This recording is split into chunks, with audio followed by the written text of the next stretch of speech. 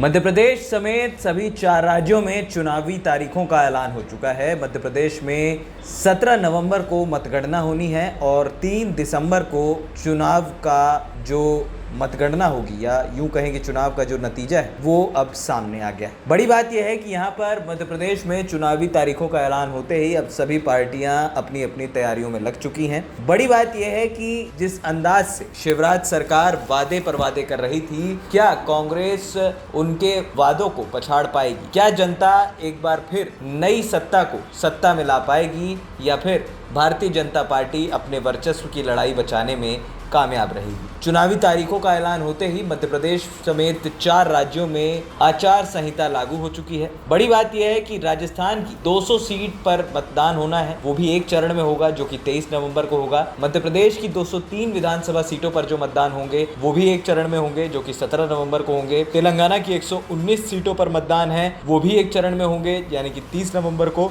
मिजोरम में 40 सीटों पर मतदान होंगे जो कि 7 नवंबर को एक चरण में होंगे। वहीं छत्तीसगढ़ में 90 सीटों पर मतदान होंगे जो कि 2 चरणों में होंगे यानी कि 7 नवंबर और 17 नवंबर 2 चरणों में छत्तीसगढ़ में मतदान है। और सभी राज्यों की जो मतगणना है वो 3 दिसंबर को होगी यानी कि 3 दिसंबर को ये पता लगेगा कि आखिरकार कौन कहां कैसे सरकार बना रहा है। आचार संहिता सभी राज्यों में लागू हो चुकी है और इन 5 राज्यों में आचार संहिता लागू होने के बाद एक बात तो तय है कि अब सभी राजनीतिक दल अपनी अपनी तैयारियां कर चुके हैं। आपको बता दें कि इन चुनावों को लोकसभा चुनावों का सेमीफाइनल भी कहा जा रहा है क्योंकि इन चुनावों के नतीजों से लोकसभा चुनावों की तस्वीर भी साफ नजर आ जाएगी। विंध्य दस्तक की रिपोर्ट।